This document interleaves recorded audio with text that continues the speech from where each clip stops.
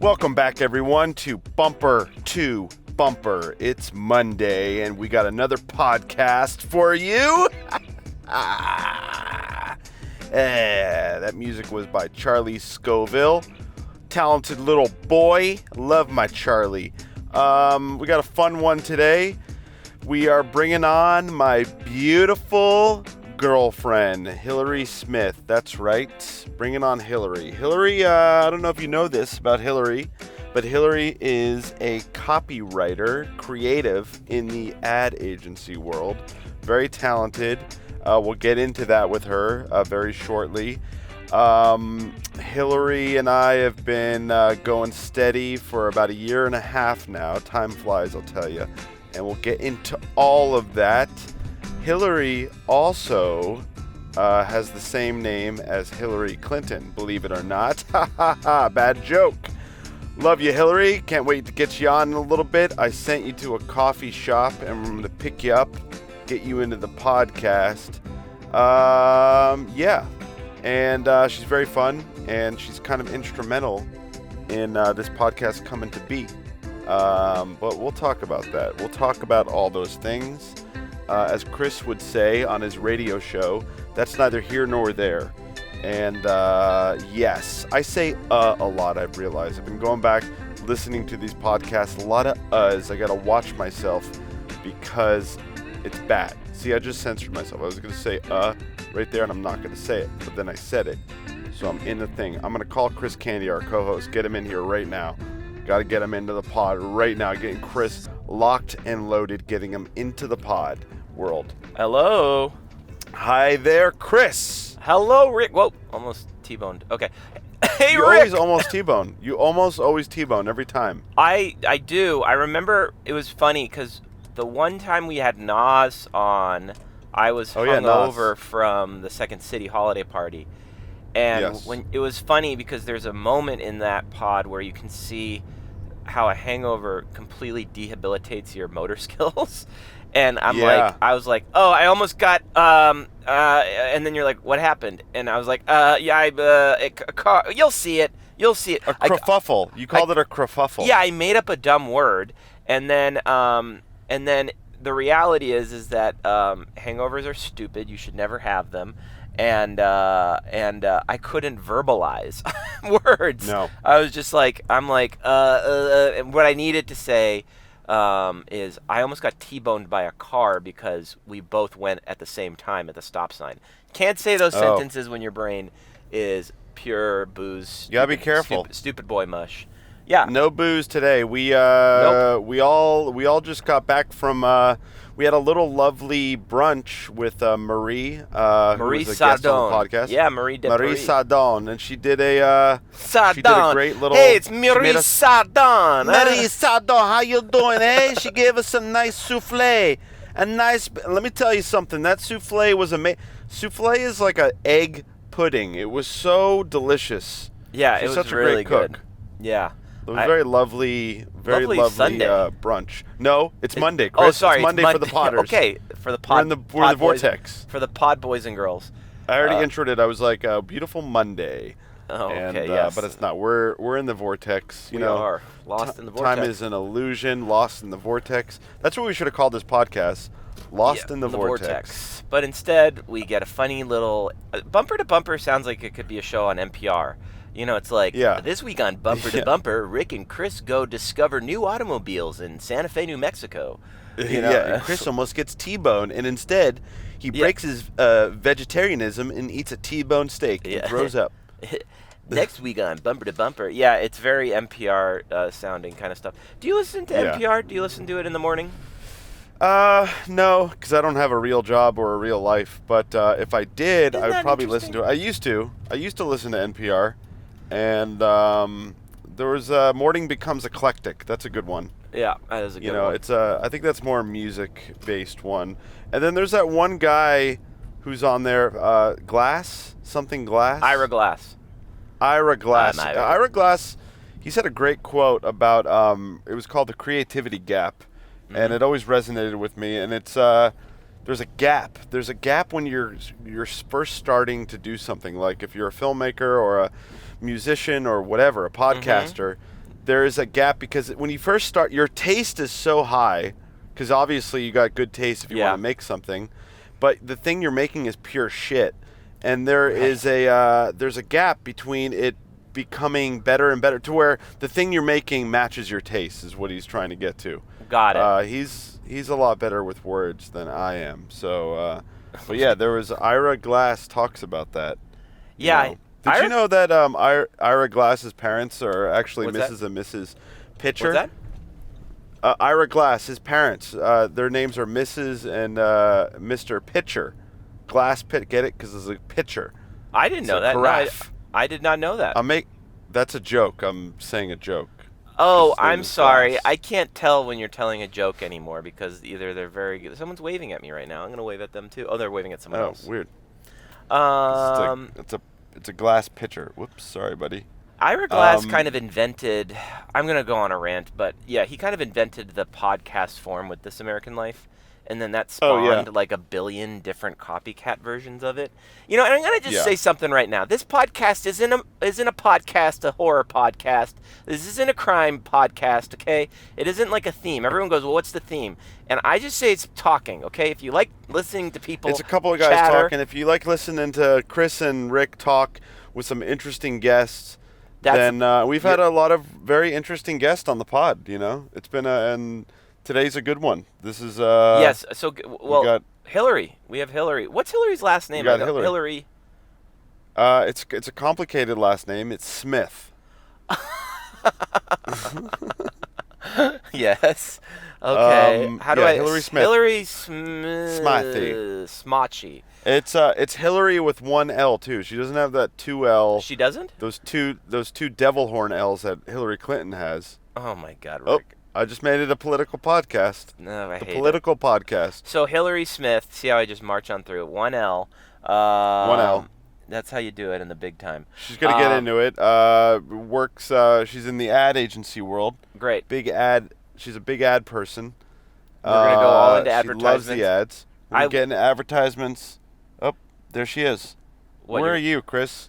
I'm in the neighborhood. I'm like Come Franklin. By. Yeah. Let's just we're near each other because she got you a coffee too. She did? Yeah, she got you coffee. You're gonna give Chris his coffee first. He's in the neighborhood. Where am I right now? Yeah, he's coming. Wait, where are you? Come back to the coffee place. I'm coming. I'm coming. Oh yeah, I'm coming. Where are you coming? I'm on a street. I'm crossing over on Melbourne right now. Melbourne Ave. Hurry up! Get over here. Don't tell me to hurry up. Get over here right now. Don't tell me to. Oh, I'm near your. You got to get over here. I'm near your old apartment. Okay, I got Hillary. She's ready to get on the pod. Yeah, we'll ready just to hold do this. tight, okay? Just you hold tight, everybody. Ew. What? That's gross. What? I just found 2 Q-tips in my center console. I don't remember using these. Wait, I'm at Prospect. Ew. Where am I? They're like used Q-tips. How do I get there? Sorry, Where are you? Oh, I'm close. Man, this is the technical difficulties part. You're close by? I'm by your old apartment. I'm by your old apartment. I'm parked in the middle of the street here. Oh, you're by my old apartment. You're kind of far. Yeah. You'll be close. I'll be close. Don't worry. Talk to Hillary. I'm just gonna put on my. Well, I'm not letting her get in the car yet because. Oh yeah. Okay. She's gonna give you a call. You know what? She could probably come in here. Yeah. We could probably get her in. Yeah. Look, I'll get over there. You're coming, Hillary. Why don't you? Where is she? Oh, she's over there. She's coming into the pod. This is my favorite part of the pod, where the guest gets into the car. Mm-hmm. You know what's weird? We're on a podcast, and the cars that we're in kind of are like pods. They're like our pods. They are. They are your pods. They're the thing that you traverse around the city in these little pods. What's happening now? And we have ear pods in as well. Oh my god. And oh my god. It's like this is a very pod centric. Please go around me. What street is Volkswagen. it? Oh yeah, it's this street, Sunset Drive. That's right. I'm literally just I'm parked in the middle of the street. I'm coming. Being such an LA asshole right now. I know. That's what she said. Oh, there's a guy outside that looks like Dan Aykroyd. Joke. There's a guy that just walked out of this place. He looks like a cross between Dan Aykroyd and oh, there you are. Jon I see Stewart. That was weird. He was like a Dan Aykroyd Stewart kind of character. Oh, good. I can see you in my rear view. You are being an asshole. This is the first time You're really. This is the first. What? You're like parked in the middle of the road. Get out of the way. Oh yeah, I know. I bet. Uh-huh. Yeah, we can see Chris. This is the first time we've ever seen each other. Yeah, I've seen each other on the podcast. Yeah. Oh, hello. Thank you so much. Tell her just poke. There we go. Yeah, poke your head in a little bit. Well, that's poke your head in a little bit. Yeah, just poke your. Oh, get in. Look at this. We've never had both of our cars going. We've never had both of our cars going at the same time. This is interesting. Yeah. It's like we coordinated this. Okay, here we go. She's coming in. Oh, okay. Where's she going? She's putting her bag in the back. Okay, here we go. Coming on the podcast.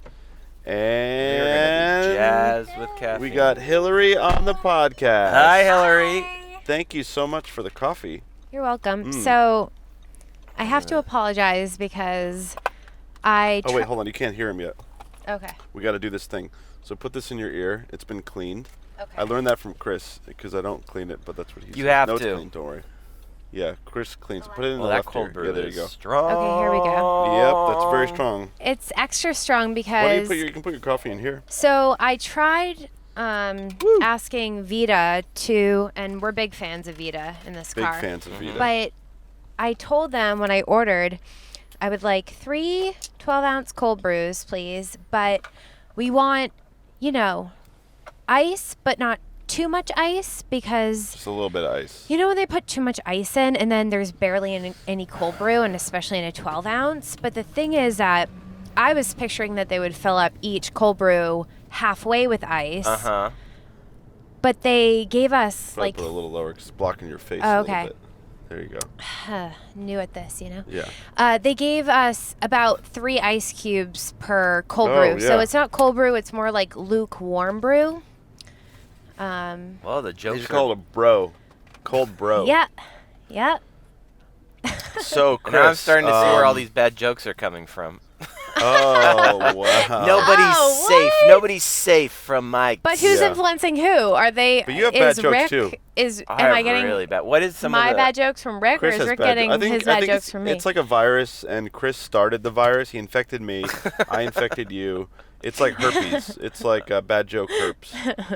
See, there's... Yeah. So let's get it.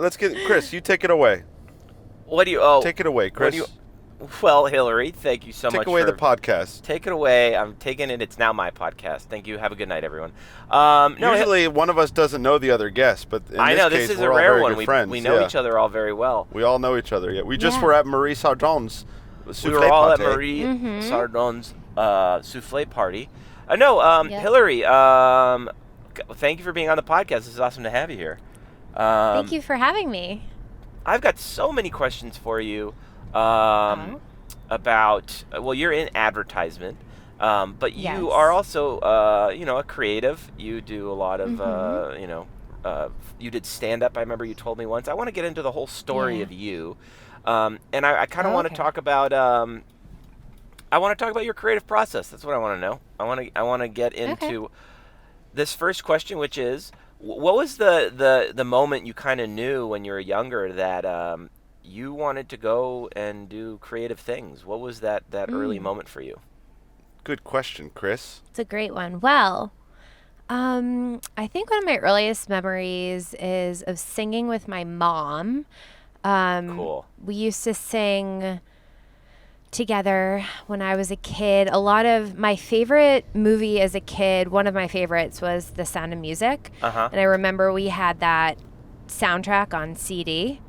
And so I would listen to those songs, and that song, These Are a Few of My Favorite Things. I don't know if that's the actual title. Maybe Favorite Things is How's the title. that one but goes? anyway. Yeah. I can't sing it or it'll get... Yeah, that's right. Yeah. My voice isn't warmed up right now, so I won't It's like, try to these sing it are either. a few of my favorite Exactly. Oh, wait, no. We're going to get demonetized. Don't talk. Can't sing anything. Rick is so annoying with that. We don't have the copyright I want to buy a house.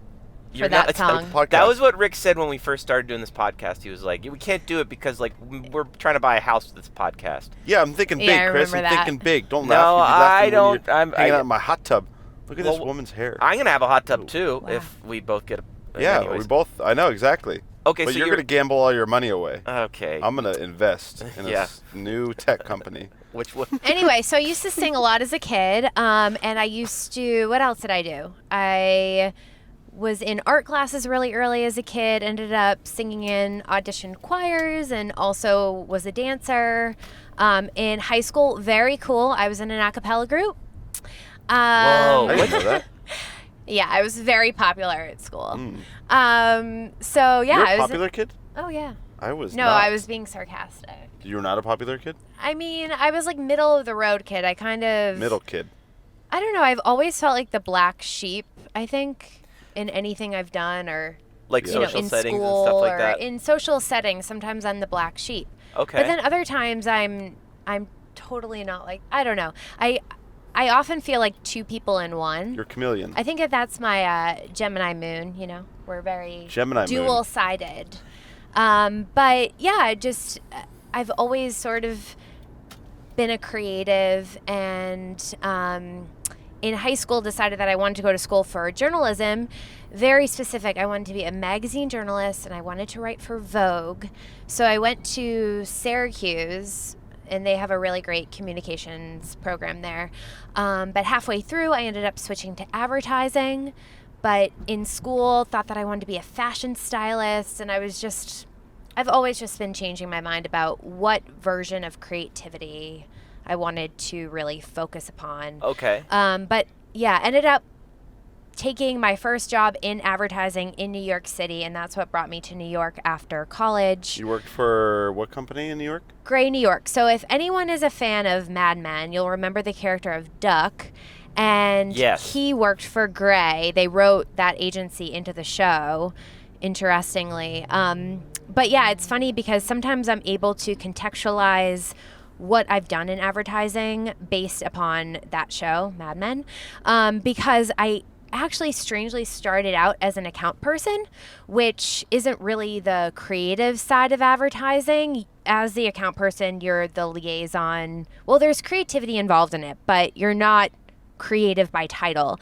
But you're pretty much the liaison between the agency and the client. And so remember Peter Campbell in Mad Men? I was like a non-douchey version of Peter Campbell. So explain to me, because I'm also like, explain also for the listeners, like, because explain the dynamic of an advertisement firm, like, because I don't know. And we don't know like the client and the production company so and how break they. Down, it's like break down the system for us, if you don't mind. How does a commercial get made? I'll give you a little crash course on advertising. We need Get it? Crash course. Crash course. Oh, because we're driving. Bumper to bump. Anyway. Oh, let's not do that. Knock on fake wood. Okay, cool. So here's how it goes. Are you crashing right now? What's going on? No. Are people but maybe we should turn on that song, Crashing? No, Crash because Into Me? we'll get demonetized. Anyway. No, Chris, shut up. Dave Chris, Matthews? shut up. Stop it. You're not going to get me my house. Okay, continue. And your house, too, but you can't gamble your money away. Hillary. Let's roll the clip.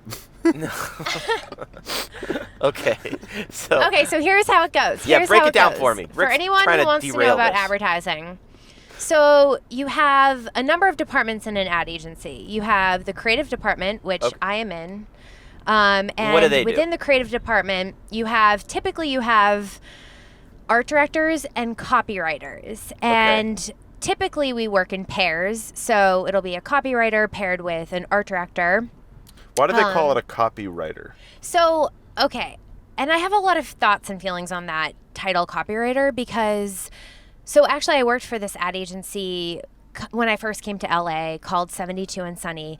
And what was cool about that place was that they didn't call copywriters, they called us writers, because really we do so much more than just writing copy. Yeah. And they called art directors designers because all art directors at that agency, they were expected to be able to design their work as well. So it wasn't merely just coming up with an idea for a visual. You had to make it yourself from the ground up. And so I don't call myself a copywriter. I call myself a writer because I'm in some bad. Yeah, we're in an intersection. I'm in an intersection. I'm that guy in the middle of the intersection, in the red light. Go ahead. Sorry. We're those assholes right now.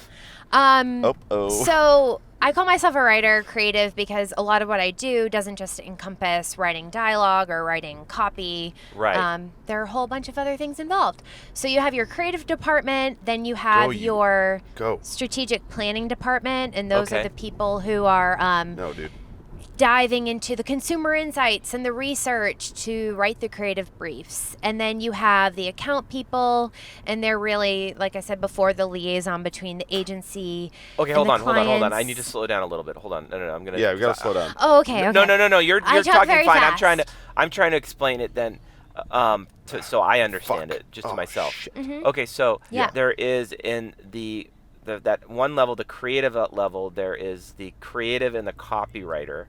And the creative is the umbrella, and then underneath that umbrella is the copywriter, the art director. Okay, so it's copyright. I think that maybe a better way for me to describe it or explain it is if I take you through the process of how a campaign gets Perfect. made. Let's do that. Okay. Would that be better? Yeah. Talk to us as if we were 5-year-old. Because I have that kind of brain. Mentally disturbed children.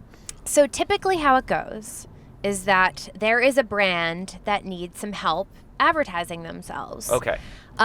So either the agency is pitching for the business, or a client will identify an agency that they would like to work with. Yes. Okay. And so agency and client meet, and they're like, hey, let's make some stuff. But the client will start out by telling the agency, here are my business objectives. Here are the things that we want to accomplish as a business or a brand. We want to push this thing, and we want to... Yeah.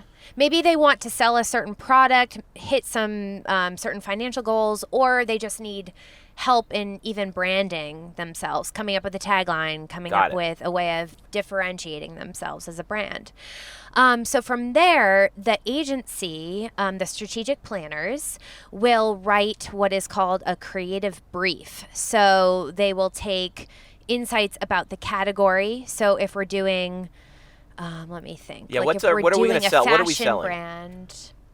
Let's say that we're advertising a tennis fashion rackets? brand. So they'll... tennis rackets. Yeah, Let's do we can do... Wilson tennis rackets. Cool. Wilson tennis rackets. So do they make the tennis rackets? Strategic planner will look at the category. Who are the main competitors for Wilson? And then we'll... or the strategic planner rather, will dive into who's the target market, what are their mindsets, what are the psychographics? Is that the word? I don't know. What's a psychographic? Yeah, psychographics. So the mindset. So they really get into what the are psychology. they into? The psychology of the target market. And they'll write the creative brief. And typically on the creative brief, there's what you call a USP, which is the unique selling point. And we don't really talk about that as much. I haven't heard the acronym USP in a really long time. So like the USP of like Wilson would be like they hit like the tennis ball really well, or they have like cool colors, or we have this athlete they make the as most, a sponsor. Yeah. Yeah, they make the most premium rackets for winning your game every time. Something like that. It's typically based on a product insight, sometimes integrating a consumer insight. And so then once the clients are in agreement that the creative brief is written in the right way, and the agency, everyone has to hold hands on the creative brief. And from there, the creatives, so the art directors and the copywriters, will go off and start concepting ideas for a campaign. So complicated. Yeah, there are a lot of steps. If any of this isn't interesting, just let me know. No, I'm totally interested. Yeah, it's good to know. Yeah, no. So technically I'm a copywriter, but I call myself a writer, creative. And so I have a creative partner that I've been working with for almost 5 years now, Laura Beck. Shout out to Laura Beck. Hey, wait, what happened, Chris? I almost hit somebody. It was a kerfuffle. Okay. No, I'm not sure. I don't want to derail Hilary. She's got a good flow going. Okay, go. So yeah, Laura and I have been together for 5 years. I mean, when you are in a creative partnership like that, you guys know, it's like a marriage. So we've been through a lot together. No. And it's really fun. I love working with her. Shit. We're in another intersection. I'm so engrossed. I'm in another. So sorry. So sorry, my friend. Go, you stupid ass. Yeah, you've been with Laura for how long now? Yeah, almost 5 years. 5 years. Oh, cool. Is that typical? Do you normally stick with the same person for that long? It really depends. Yeah, you guys have moved from agency to agency, right? It's fun because at the beginning of our partnership, there were a lot of people who said to us, you guys work really well together. You should keep that up. You should keep that going.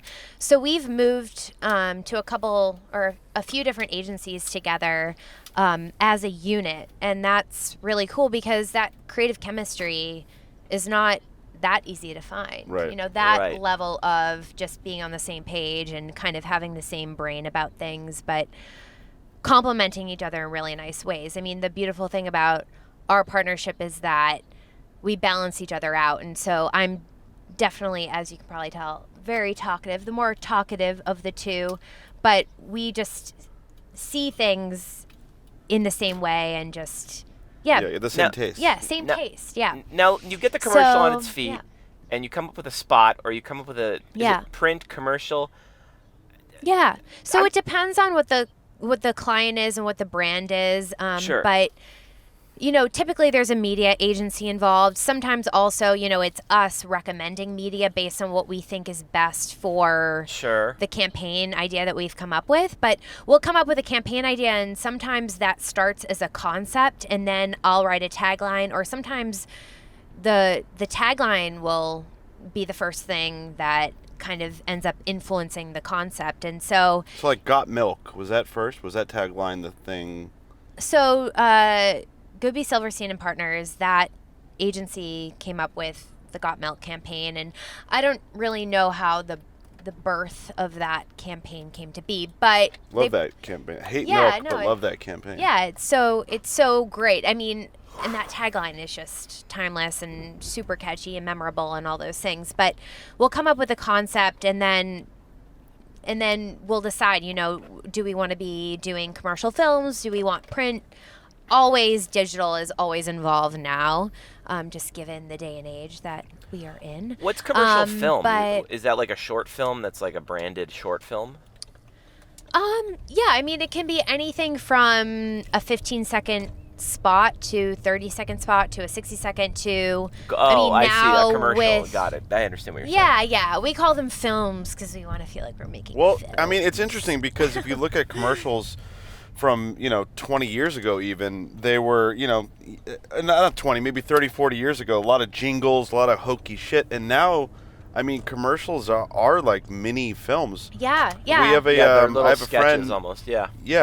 Ian Pons Jewell, a friend of mine, the director, like he made a commercial for a diamond company, and it was like an epic little mini film. I mean, it's crazy now. Well, what's cool about it is that because of digital, I mean, you can make any length of you can make something as long as you want. It doesn't have to be 60 seconds. It doesn't have to be 60 seconds. I mean, it just really, you can make something and put it on your YouTube and try to get PR behind it, not necessarily even put media behind it, and it can get picked up, and if it's entertaining enough, then it can go viral without media. So that's why digital is so neat. Now, what did you grow up watching, I know where you were initially going creatively, but what was inspiring you comedically, or what directors did you like, or whatever? There's someone riding in front of me who's got leggings and it's a guy with dreadlock. He's biking? Yeah, biking. Anyway, sorry. Biking. Is sorry, he wearing sorry, spandex? No one can see that, but what I just saw. You see things on these streets, they're compelling. This is why we need 2 GoPros each, and then we can show. I don't want to do that. Show what we're. I know it's too much. It's too much because then I don't kind of putting people on spot. I don't like, some accounts they kind of snap people and they're like, look how weird this person is. It's that's mean. Yeah, it's mean. It's not cool. We're weird ourselves. Yeah, it's not. We're cool. weird enough. Stop it. Stop doing that, Chris. Okay, I will. So, no, but Hilary, what was stuff that you really loved watching or reading or whatnot when you were in college or in high school? What was it? Yeah. Well, my idol is Nora Ephron. Wow. Who, if you guys remember, Can't wrote. Hardly Wait. She Can't Hardly Wait. No. She wrote You've Got Mail with Meg Ryan and Tom Hanks. When Harry Met Sally. Yes. She also, I'm trying to remember if she directed You've Got Mail as well. She ended up directing as well, but started out as a writer for Newsweek. Actually, her parents were in the film industry. She grew up in, I think, Hollywood, but she always loved New York. And so she always had this plan that I think that she maybe lived in New York as a kid and then they moved to California, but her plan was always, I'm going back to New York because I love it. Don't quote me on any of these things. This is just what I remember from reading her books. But her parents wrote films, and so she grew up and always, I think, was a writer, but she ended up, her first job was at Newsweek in New York, and so she was a journalist and ended up having a really fun women's column in Esquire magazine, and she was very much a part of the women's movement back in the 70s, and she passed away in 2012, but she was always someone that I really looked up to, and she ended up writing movies and directing, and I've read almost everything she's written. She wrote some really awesome memoirs. There's this one called I Feel Bad About My Neck that's super entertaining. And so I've just always been really inspired by her and the colloquial way in which she writes. I mean, you can even go back, and she wrote a bunch of pieces for The New Yorker and so many essays. She kind of, in my mind, started that trend of essay writing. And, you know, now other women have done it, like Lena Dunham wrote that book of essays. I'm not that kind of girl, or I'm not your kind of girl. I'm not that kind of girl. Was that the one where she admitted to touching her sister? Yes. She talked about that in that book. Flack. Yeah, she did. But you know, hey, being a kid is weird. Yeah. Anyway, so she was a major influence for me. Nora Ephron. She's Nora Ephron. Yeah. Everyone should see When Harry Met Sally. If you haven't seen that film, you have to go back and watch. Yes. And it's just amazing. And Cats. You got to watch Cats. Too. Okay. Totally. And Cats. Well, You've Got Mail. You've Got Mail is a good one. I remember seeing that. And then a friend of mine, she mentioned to me the intro of You've Got Mail, which is really funny to rewatch. It's so good because it's like so 90s. Oh my god, 90s. He has this part. Tom Hanks says this thing. He's like, New York, don't you just love New York in the fall? If I had your name and address, I would send you a bouquet of newly sharpened pencils. And that's the type of writing where Nora was just so, it's just so original. I don't know who thinks of that. I just love her. I just love her so much. So I'll go back and I'll still read her stuff. There's actually a great compilation of her work that was published after her death, and it has some of her screenplays, but also some of her best essay writing. She wrote this one essay about boobs, or like boob size, that was really popular. And then because she loved to well, I don't know if she loved to talk about it, but her whole thing was, I'm a small-chested woman, and anyway, that's a really funny one. And there's another really great one about maintenance. It's like on maintenance or something, and like maintaining your body. Yeah, it's about how much time women spend maintaining their beauty. You know, how much time we spend at the beauty parlor, at getting our hair done, getting our nails done, doing all the things.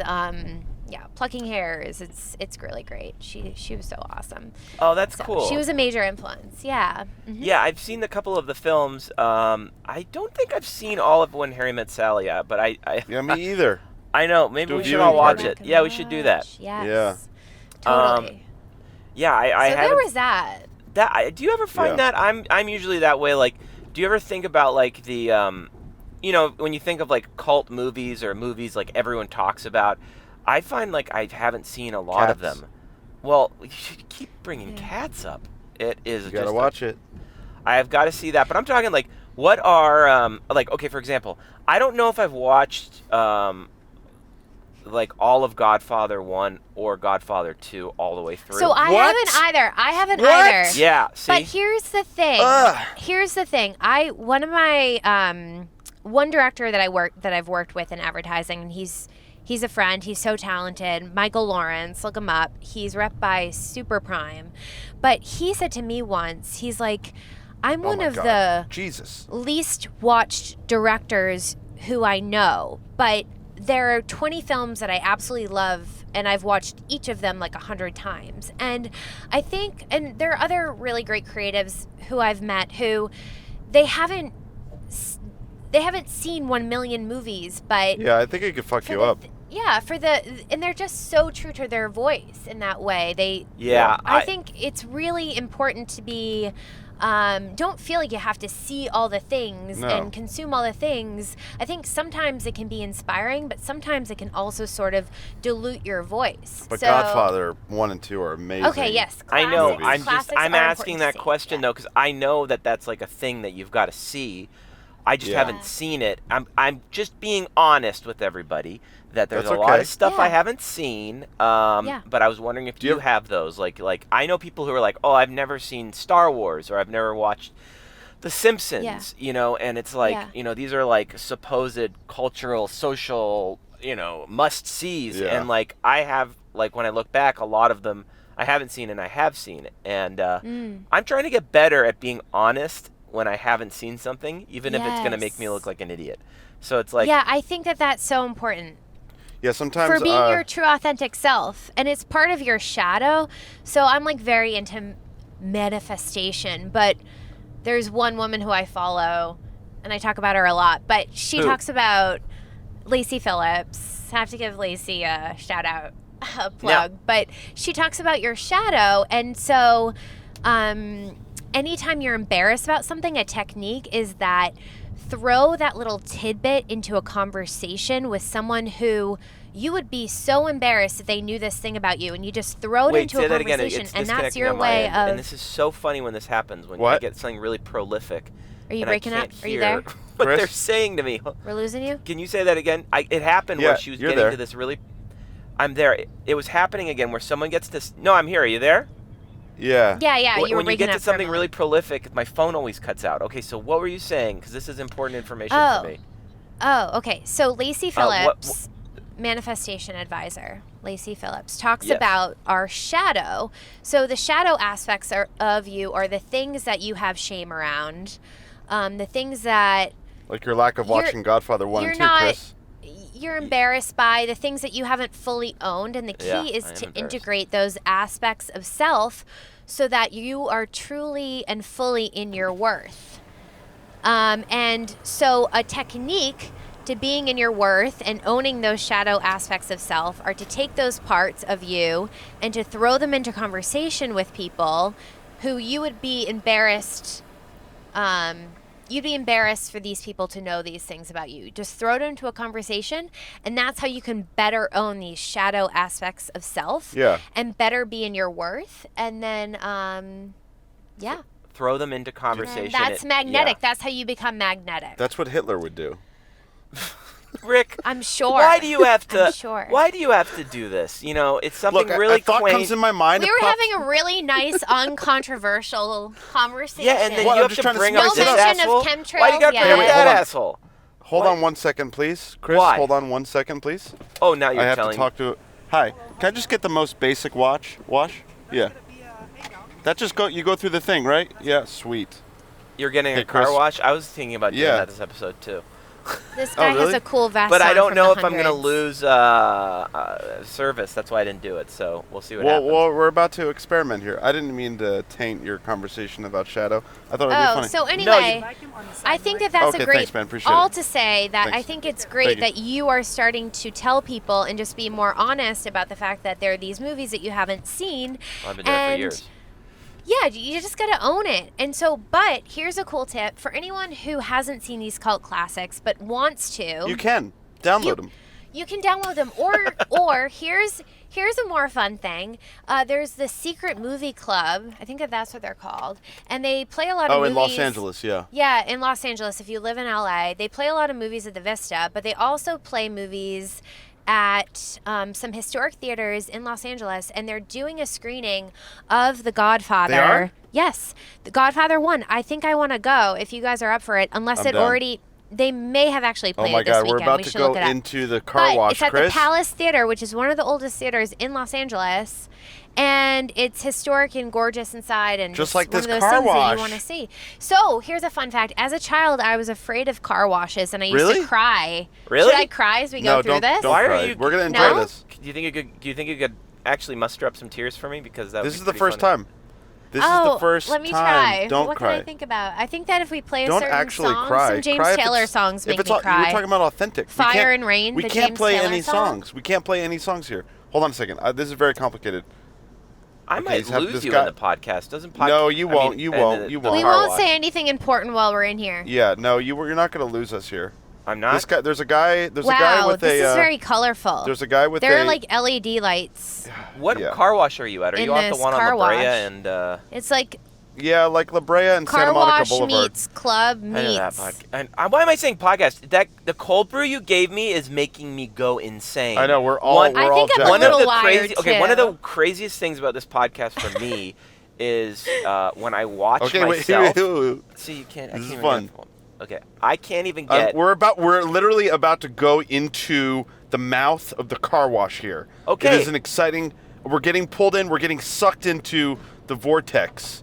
There's a man, and We're all he's so doing jacked something. on caffeine right now. Oh my God, we are I'm also jacked jacked as on well. caffeine. Here we go. We're going into the Chris. We're going. I'm telling Like you. I'm borderline Okay, jittery. here we go. I'm Can you- almost jittery. We're going into the initial stages of the car wash. This is incredible. the jizz. We're in the jizz We're portion. in the jizz. Yeah. We're in the jizz We're portion getting right now. covered Chris, in can you hear us? car wash Yeah, I can hear you jizz. just fine. You're in the jizz part. That's disgusting. And now this is what feels Whoa. like Wait, let's enjoy it for a second. okay, like a big squid. Let's enjoy the sound. Yeah, I Just like the covering us squid. with his That's fun. tentacles. I like that. This His is fun. tentacles. This is I And gotta do this more often. now, To get this a car- is like The automated. if a girl had a blue and red skirt on and spun around really fast. Oh yeah. Whoa. Wait. That's Listen. sort of the effect. Just enjoy the sounds. I feel like my car's getting fucked up right now. Probably Yeah, this is why I only do hand car wash. Oh my God. Hand car. I don't even This know. is I had a so- good, I had a Car good wash? point I was trying to make on this podcast, but guess what? I'm not going to make it because the car No, no. wash took precedent. What's the point? Whoa, this I is can't crazy. remember. It's gone. I have too much About the caffeine in my movies, the system, and it's classics? here today and gone tomorrow. Yeah, we're all jacked up right now on caffeine and car wash. I feel weird. Why? Are you getting 'Cause- claustrophobic? No, I feel weird because this is bringing back traumatic childhood memories. When was the last? Whoa. No, I'm kidding. I feel weird because I've had too much caffeine. I had 2 to 3 little teacups of At coffee Marie's, yeah. at brunch. I'm We're kind of almost out. riding We're it. almost out. I'm kind of riding it. We're 'cause almost out of here, baby. I remember I was listening to this one jiu-jitsu guy talk about like losing consciousness and like getting delusional and woozy and speedy feeling from like Yeah. lack of fluids and all of that stuff. And for myself, I kind of like, he's like, I kind of like it. So now I'm starting to like, when I feel this way, or if I go on a run and I feel like I'm going to pass out, from like, I kind of yeah. try and enjoy the high or the wooziness and go like, all right, Yeah. you're good. You're going to survive Yeah. it. And so that's what I'm doing Yeah. right now with the caffeine. I'm looking at it as a I positive. feel like I'm on speed. And going through the car wash, I've definitely. never done speed before, but but this is what I imagine it must What feel is like. speed? Is speed a pill? It's like a car wash for your brain. For your brain. Have you done speed? I've never done Okay, speed. so I have a question. I've done if Adderall. you talk about doing illegal substances on a podcast and a policeman fiction. were to watch this, No. could they come and find you and arrest you? No, I've they been have too wondering much. this. They have too many fish to fry. There's too Oh. many people Okay. in the world. Chris, we just got out of the podcast. I mean the See, car wash. You're messed up too. We got out of the car wash, and these guys are going to come and dry us off. Did and you see that guy's socks? I'm pretty sure he had like Mickey Mouse socks on. so let's. And he has a shirt with a lightning bolt on it. Oh, and a Mickey Mouse matching wait a minute. sweatshirt. Well, hold on a second here. Just let's hold on 1 second. Whew. They stopped the car, and I'm wondering what's going on. Anyway, This is where let's people get back onto this is the where podcast. people turn out. They tune out at this point. Who's tuning out? We've talked about We're fine. Everyone's fine. We're just speeding on coffee, and I'm getting in my head. Yeah. What was it? Hey, you know what? One thing we did not talk about was when you and I decided to. Hold on. When Chris and I decided to make a podcast, we had to come up with a title. Mm-hmm. And Hilary came up with the Hilary. title. Yes, Hilary came up with. I named it. Yeah, you named it. You're very good at that. Now, Thank did you admit, or did you say at the beginning of the podcast that you two are an item? Oh yeah. I wasn't sure if you guys covered that. Can I drive? In the intro? What is this noise? I'm trying to get out of here. Oh, there I go, and we're done. Yeah, I did say that this is my girlfriend. This is my girlfriend, Hilary. This is my boyfriend, Rick. I didn't know if this was like a ambiguous thing, or I don't know. Oh yeah. I want to respect people's creative. You guys are a match. Should we tell our story? I feel like people love this. I mean, you tell the story. Maybe I'm part of this. That's I'm a why part I of love this Nora story. Ephron. Chris is part of this story because the Chris second is date. Definitely because okay. Should I tell the story? Yeah, yes. tell it. I want to hear You're the guest. So. You're the guest on the pod. One night, I was one stormy in night my apartment in Playa del Rey, and it was August 2018, and I was swiping on Bumble. You know what Bumble is, Chris? I know was what Bumble experiencing what I like to call a Bumble relapse. I did that classic thing of being on the apps, getting off the apps, being on, chatting with some people, saying fuck this, deleting them, downloading it again. That's what we all do. Yeah, pretty close. So it was in the midst of a Bumble relapse, and I kind of felt like at this point in time, I was ready to go look for my person. So I was swiping, and I saw this guy who looked very interesting, and he had this really funny profile that said, looking for a babe who's babe enough to get me off this dumpster fire app or something. Yes. And I thought, oh, this guy's really funny. And he had a good look, the beard, the mustache, bearded, long hair thing. And Baby Jesus look. I've always liked the long hair, and I think I attribute that to my love of the movie Beauty and the Beast. I just remember the ending, when spoiler alert. Rick is a beast. That is true. Spoiler alert, the beast turns into a prince, long, gorgeous hair. Yeah, but that's the good thing about Rick. He's kind of like always a beast. He's like the perfect hybrid. There's elements of him that's really beastly. He's a hybrid of the beast and the prince. Beast and prince combined together is priest. I did not know that. I just thought of that. I just made it up. So anyway, I was like, this guy looks like he's the character from Beauty and the Beast. And so I swiped right, and then he had swiped right on me, not because he saw my profile and he thought that I was really great. He was just... Let me tell you something. Okay, I'm going to tell you right now. This is, I didn't like Bumble because Bumble app would put the power in the woman's hands. And if the woman decided that you were worthy enough to chat with, then she would initiate conversation. Right. I didn't like that. So what I did was I came up with a new game plan. I said, you know what? I'm going to swipe right on every single woman. I'm not going to even look at them. And then I will decide I will decide who I will talk to. Yeah. And that's how I did it. So that's what happened. So we got matched. Here, a fun fact is literally a couple days before I changed my profile to be I'm looking for a babe with a dumpster fire. My profile was I'm just looking for a babe to smoke DMT with and talk about 9/11 conspiracy theories. Yeah. Because I didn't give a shit, and I feel like you wouldn't have liked me if I would have maybe been into the 9/11 conspiracy theory. I had to ease you into that. But, actually, I don't know. I might have. So I had heard about DMT via Hamilton. What's his last name? He's on. He did the Vice show. Hamilton's Pharmacopoeia. Oh, yeah. I heard him on a podcast talking about DMT. Hamilton. Yeah. And so I was familiar with the drug. I've never done it, but I mean. Hamilton Morris. Anyway, Hamilton Morris, yes. But the profile that I ended up reading, I think resonated more with me. Yeah. So we ended up matching. Unbeknownst to I did not know that he was just swiping on a bunch of people, but he thought that I was really cool. But Bumble does that thing where Swipe Lord. Yeah, Swipe Lord. But hey, little side note. When you live in LA, you don't want to drive, and that's funny because we're doing a podcast in the car. But you can put your radius, for people that don't know the apps, the people that don't like them, or the older folk that are already married, you can put your radius down to married. Like how far away do you want to match with people? Yes. How do I? Do you know? Are you having a stroke? What's going on? So I put down, I only want to talk to people within 5 miles. Hilary lived 15 miles away. Yeah. So when we matched, I was like, what the fuck? How is she 15 miles? Yeah. I realized that I was dropping off a friend at LAX, and I just left LAX, and I started swiping as I'm driving. Right as you're leaving LAX? Yeah. Good to see you. Have a great flight. Give me the phone. Yeah, and that's when we matched, which is random because, like, that's pretty random. Yeah. And at first I was a little, I saw her profile pic, I'm like, this girl is very beautiful, but then I saw how far away she was, and I was like, what? Yeah. Fuck. Yeah. But the funny thing is, so the crazy part about this is that, so I saw that we matched, that he liked me back, but Bumble does that thing where the woman has to start the conversation within 24 hours or else the match will expire. It will expire. And so I did Bumble at the for time 24 hours. I got so scared. Anyways, continue. Sorry.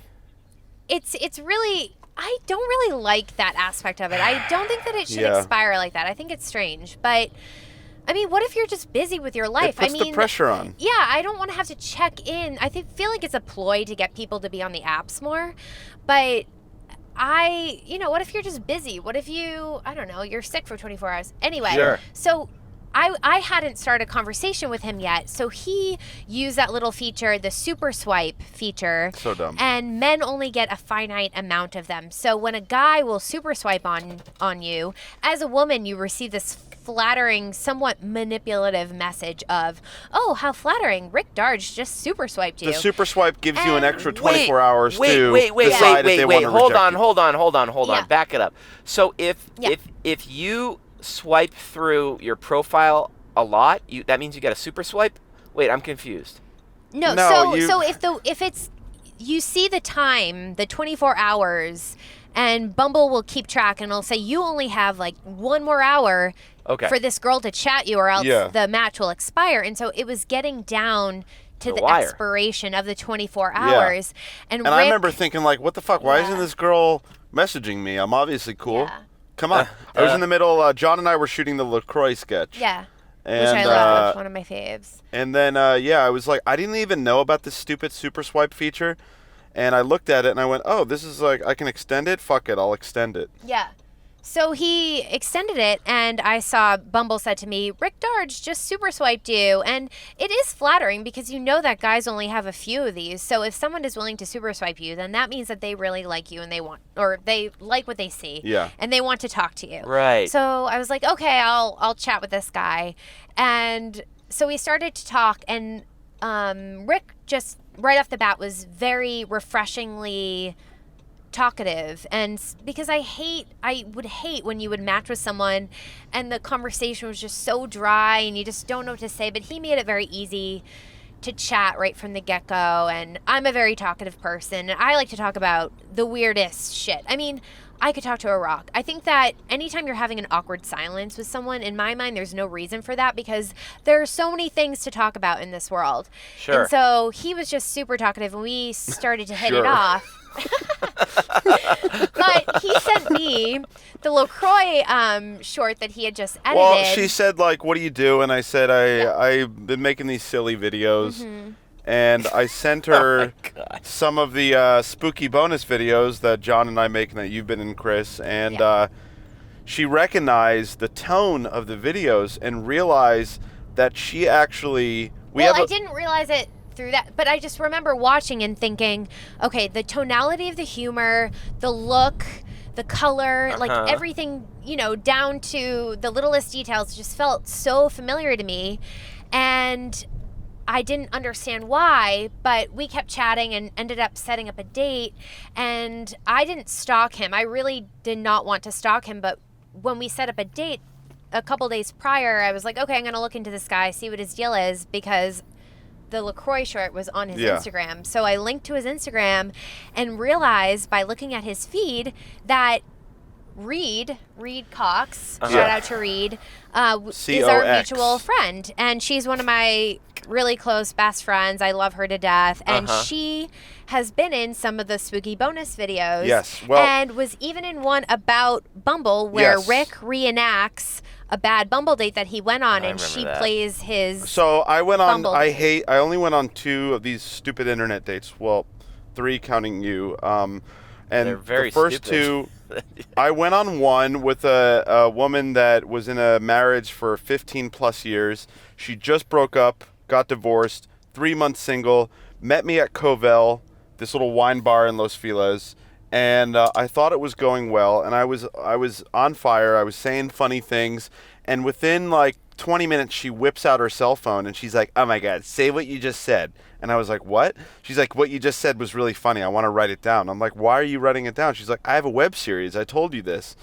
And I was like, "Oh God, what the fuck? Why can't I just go on a normal date?" So I got her to. She followed me on Instagram because I told her I make shorts. And I remember we were leaving the date. She ended up calling an Uber home early, like without me knowing. And she's like, "I just want to let you know I never follow guys on the first date." And I'm like, "Oh, wow, I'm so flattered."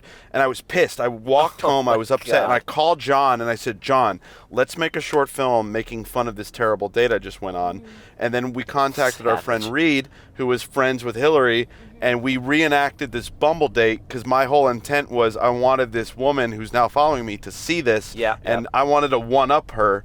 But it's funny because Hilary saw that video 9 months prior to us meeting. That and the end of the world video, and also the one where you guys are playing the billionaires, the crypto billionaires. It was just all weirdly full circle. So I'd seen 3 of the shorts before. And we kept like passing each other at mutual parties, but we never actually. We apparently met once. Yeah, Reed said that.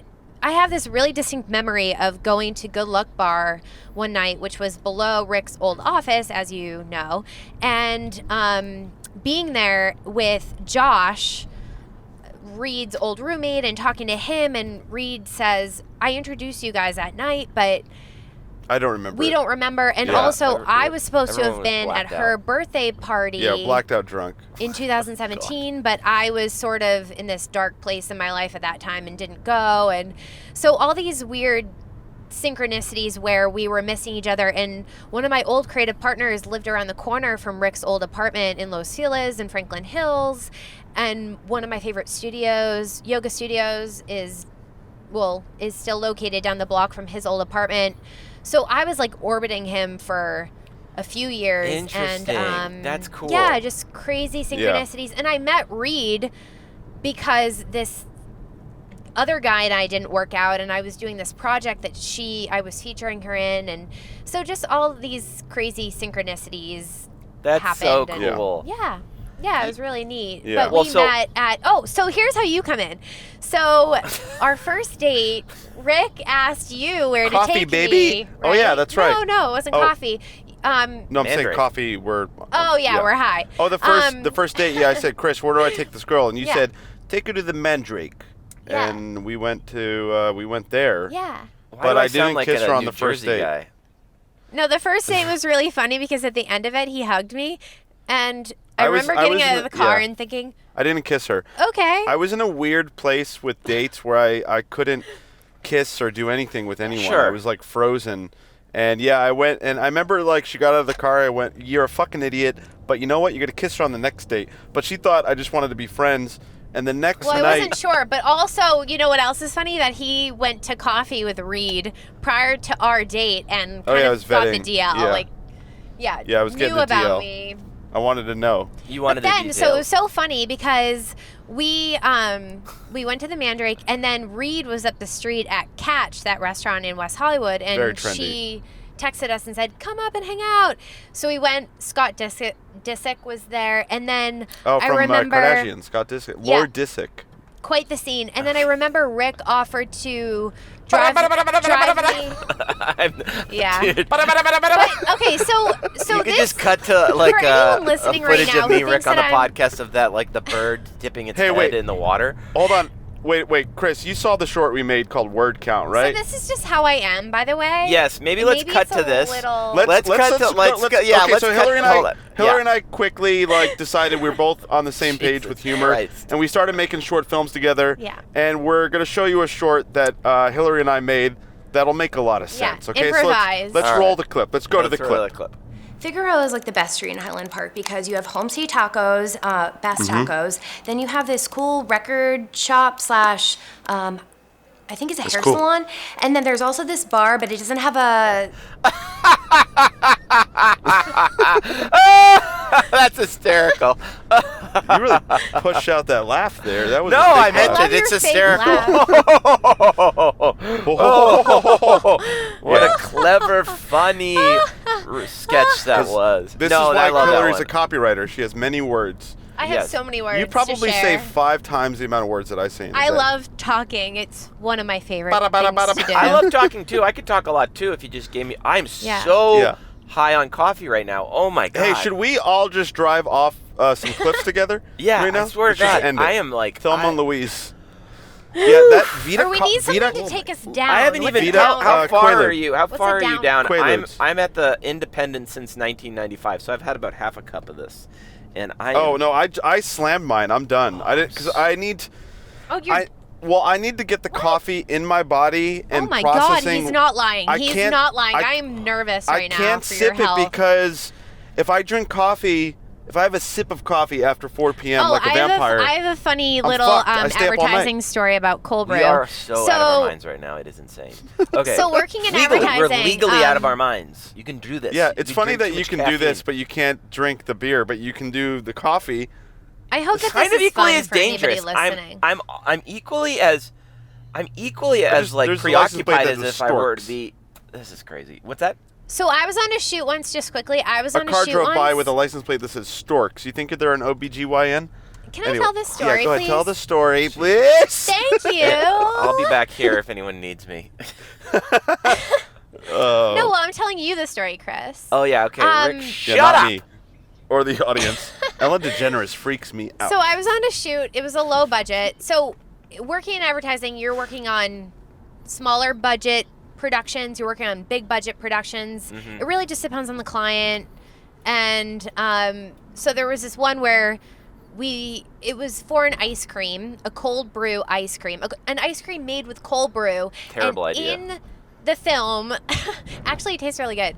In the film, we had to show cold brew being sipped up, and at the time, one of the art directors on the shoot volunteered himself to be the one sipping the cold brew out of a glass for the, to be captured in the film. So he had to do it multiple times. We had to do multiple takes, and so he ended up drinking like 3 or 4 cold brews and literally had to go to the hospital because his heart was beating so fast. Palpitations. Yeah, it's serious. Yeah, it's dangerous. You gotta be careful. What? His heart was beating that fast? Yeah, you heard it right, Chris. That's when maybe I need to go to the hospital. No, you got to do the Wim Hof breathing, and your heart rate will slow down. Well, are you sure that won't make my heart go faster? It'll calm it down though. After you hold your breath, you'll relax and your heart rate will go down. You gotta smoke a little joint, not in the car because it's illegal. But when you get home, okay. Well, it is definitely a thing that happens. I should have just asked for my. It's funny. Everyone in this podcast has seen my coffee addiction come in and out. I've been on decaf. You started off on decaf, then your yerba mate one episode with Jeff Rosenstock, and now you're cold brew. Well, I gotta say, the cold brew we drank is the. See, you're having a stroke. You can't even get words out. You're like. Did you just fart? Yeah, yerba mate. Okay.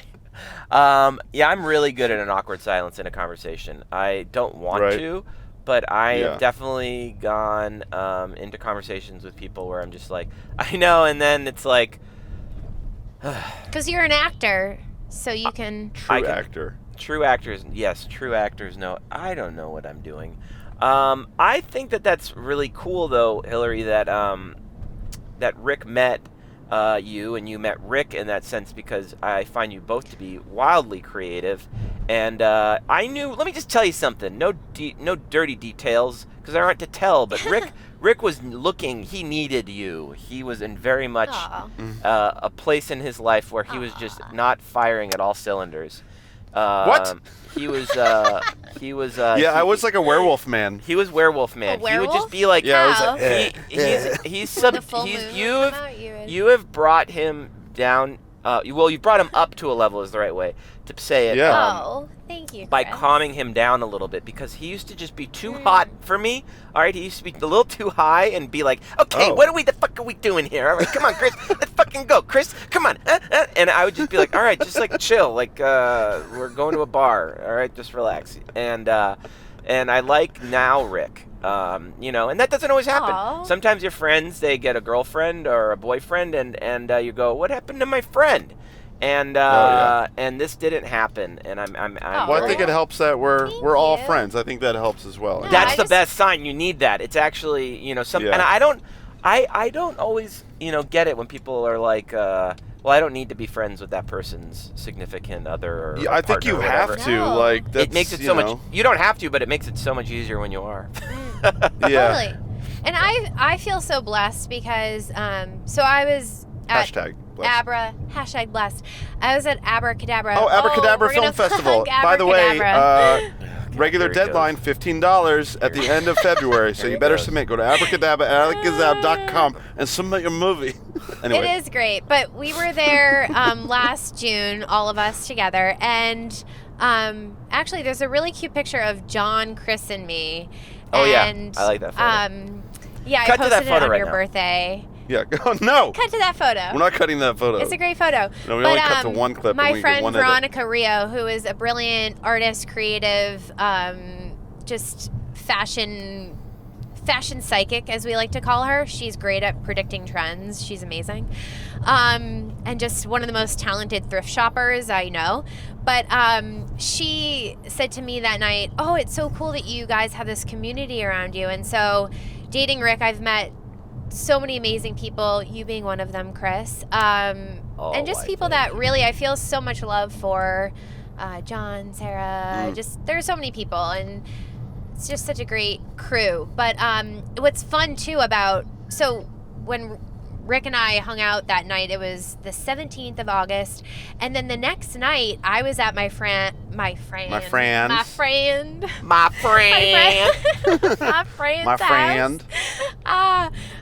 I'm listening. My friend Sam Levin's house in Venice, and she was having a party. She that's would have these really fun parties. Second date we went on. Yeah. Chris and I went together. I was there so we were there. Yes. I was there with Reed, and I remember feeling like I just had this feeling like I wanted Rick to be there, and I was trying to play it cool. I was like, I was sort of hoping that he would come via Reed, because Reed had been.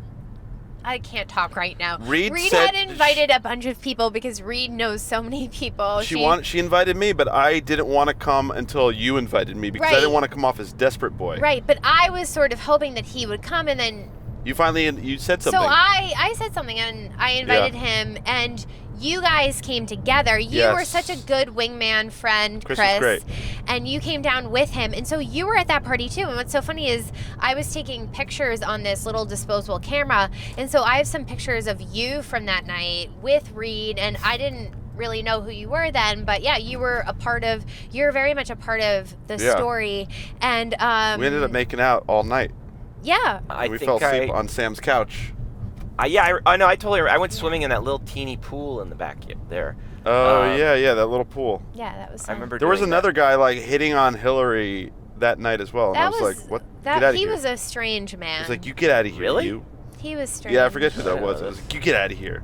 But you looked really tan, I remember that I was night. tan? You were tan. Me? And yeah, you were very... Well, I don't in think the you summer. know that. I don't think you know that before the date, the first date, I told Rick, go and get yourself a real nice Mediterranean-style spray tan. Yeah. And I was like, all right, Chris, here I go. I had this one terrible friend that I'm actually not friends with anymore. And I remember he was very much like a gigolo type club guy. I used to work with him. He was a playboy. No, he was just a gross dude. Tan. But he was obsessed with tanning. And he was like, I remember he got into an argument with my sister, and he was like, yeah, all women like guys with tans. I mean, they're just attractive. Who doesn't want a tan? And he was just like the grossest. What year was this? What year? 1983. 2007, probably. And my sister was Guido like, had a moment. Well, yeah. Chris? Did we lose him? I remember. I have another story about spray tan. I don't know what happened. Save that for another day. Let me see. Or later in this podcast. You broke up a little bit. All I'm getting is that. Okay.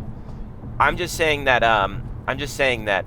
I told Rick to get a nice tan before your date. No, you didn't. I said go. I said, look, Rick, you like this girl? All right, this is what you're gonna do. All right, you're gonna go out. You're gonna play real cool. Don't make a move on the first date because then it'll add a little intrigue. Okay? Yeah, don't be so thirsty. Chris on the first and I would.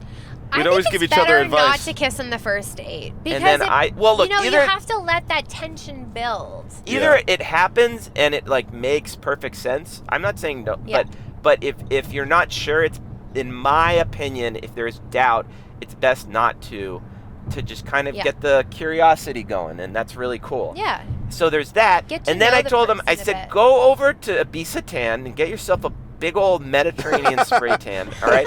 And I want you coming in there looking like a piece of leather. Look like a nice. Hey, did you go to Smash Mouth with us? Yeah, I did go to Smash Mouth, and you know it's That's funny. Right. Yeah. I bumped into my friend Kristen yesterday, and anyway, sorry. Yes, that concert's come up twice this weekend for me. Right. We did go to Smash Was Kristen Mouth. Was she at the Smash Mouth as well? She was. She was there with her boyfriend, who's a director, who I worked with yesterday on a Hollywood short film. And more about me. What part did you play? I think you guys have talked enough about yourself. Let me talk about myself a little bit here. Talk about you. Wait, was that the one actor. with JJ? JJ Nolan? Yeah, JJ. Is that JJ's last name? Yes. Jacob JJ Nolan. That's a good name. I'm terrible with last names. Hilary, I didn't know your last name, even though it is your Instagram's last name. Yes, Hilary Smith. It's pretty basic, but Voter 1 right there. And I've always sort of despised my last name because it's so common. You know what's funny? I had a moment happen where someone thought I didn't know their name because I asked what their Instagram name was. And they were like, I go, well, what's your They called you out? They go, they said, well, I go, well, what's your Instagram name? Because I knew the person's name, and they said, oh, it's blah, blah, blah, blah. And I was like, oh, there's no attitude. I forgot that your Instagram name was your name.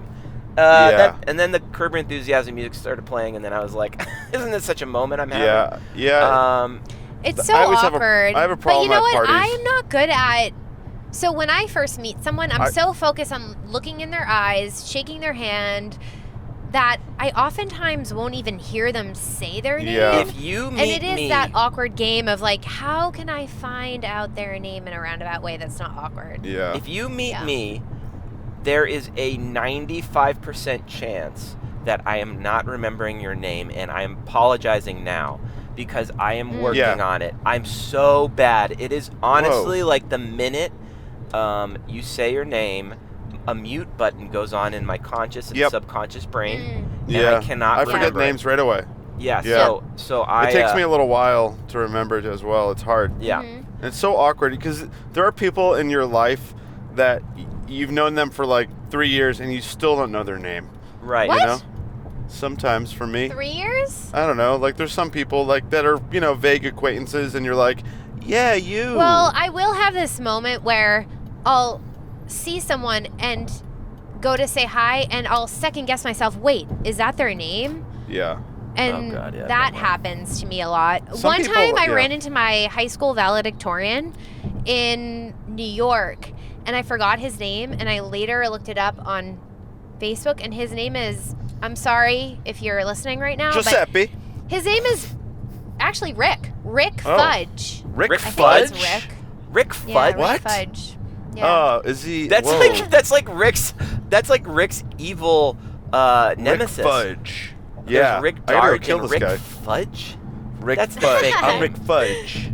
But how and could I what forget an that epic! name, Why What a couldn't they great give name. him? His parents Fudge. give him a more eloquent first name instead. They give him, "Hey, how you doing? My name's Rick Fudge." Hey, go fudge yourself, eh? Dick Fudge. Why is he Canadian Fudge. now? Could also be his name. Dick Fudge is definitely No, an he's image. not Dick That's Fudge. butt sex. Dick Fudge is also worse Yeah. than Rick Fudge. That's definitely why they nicknamed him Rick instead of Dick. What? Well, isn't that what it is? Yeah, so Rick Dick and is a Dick nickname are the for same. Richard. Wait. Right? This guy's name is Dick Fudge? Well, his name is Richard, and so his nickname could have been But it Dick. could be Dick. So he could have been Dick Fudge. Wow. That's something you got to be careful. You got to wash. That seems like a great character name. Dick Fudge. For like well, gay porn. The character that the character on Where's name. This Party was Richard Flump. I always liked that name. Oh yeah, Flump. Flump. Yeah, so Chris was in a for people that don't know Chris, that just know me and are slowly getting to know Chris. Chris was in a web series that he made with his partner Garen Gardner and it's called Where's This Party? And I need to watch this. It took place in a car with a GoPro. You've never seen the show? No, I need to watch Yeah, let's go to a clip. Let's go to a clip. Because I'm a big fan of no, this clip is. you know what? We can actually. Why don't we go to a clip? Because let's go to a clip. All right, Which clip are we going to introduce the clip though, please? This is a fun clip of Garen and I and the very funny Steven Weber. Let's cut to that. We're just picking up some extra cash. Hey, Marcus, how are you? Good to see you. Yeah, doing well? That's good.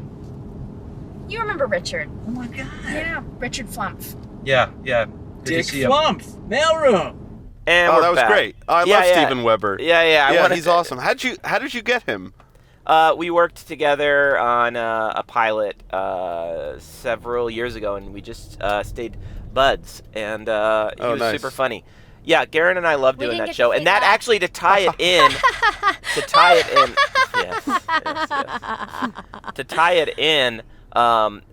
I got a fake tan for that show at Ibiza. You did? In all reality, not for that episode you watched. At that episode, I was just putting bronzer on my face because the character has this very crappy Hollywood aesthetic and lifestyle. Yeah, you guys have weird. So where can people watch that show? Is it? I mean, you can go on my website. You can go on ChristopherCandy.com or where'sthisparty.com. Christopher Candy. Ooh, that's someone took Chris Candy. Someone took Chris Candy. Someone took Chris M. Candy.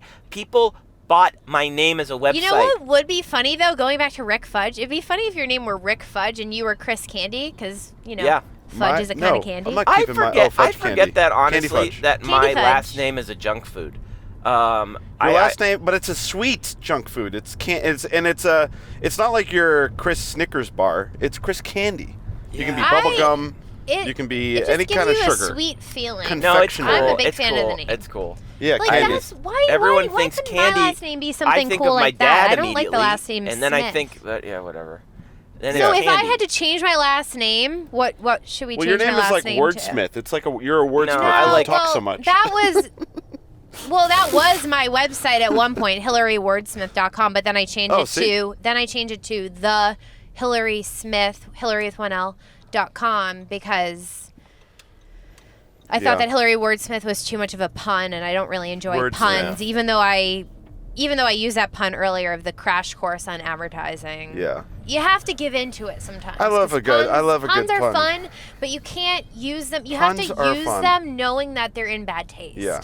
Yes. Yeah, pun fun. I'm a little bit snobby about puns sometimes. I'm just checking in. We're getting a little close here, Chris. I think we're good. Hillary, do you have any other things you want to add? You know what? Hillary came up with a good idea about doing a lightning round of questions, very quick, like 30 seconds, where we bombard her with, left or right. This or that, like. Okay. So, Chris, you go ahead. Start. Okay. Lightning round. What's your favorite grocery store? It's got to be this or that. So you got to say like olive oil or butter. Yeah. Oh, okay. It's got to be this or that. Oh God. Okay, I've never played it. All right. Whatever comes to mind. Starbucks or Coffee Bean? Starbucks or coffee? Starbucks or Coffee Bean? Oh man, or this isn't going bean? over well. This is going into the ocean. All right. I know. All right, we're Paper or plastic? I thought that you guys were improv guys. Come on. Not on the podcast. Now you're making fun of us. Paper straw or plastic straw? Paper straw. Should I do it to you? Maybe we should. No, we're doing it. No, we're doing it to you. Okay. Beer or wine? Go. Wine. Rick, you go now. Nice. Trees or bushes? Bushes. Skunk or snail?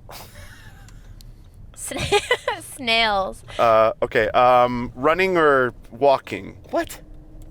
Yeah. I'm making it up. Running or walking? Walking very fast. Ooh, fast walk. Pasta or lasagna? Ooh. Oh. Lasagna. lasagna. Rick's lasagna. He makes a good one. Yeah. Beach or here we pool? go. Apples or oranges? Oh, beach or pool? Beach or pool? Oh, beach all the way. I don't fuck with that chlorine. Yeah. Yeah, that's what's up. Ratatouille or porridge? Ratatouille. I love the French. And that ends our first lightning round on Bumper to Bumper.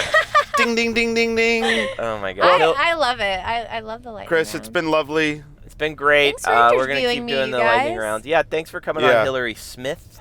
Wordsmith. Oh, Yes. anytime. And Chris, you're going to close this baby out. I'm going to close this baby out, and I'm in some really good LA traffic to do it. So thank you, Great. Hilary, for being on the show. I had a blast Thanks hanging for out having on me. this lovely Monday, even though it's a Sunday, with you. And you two have a great rest of your afternoon.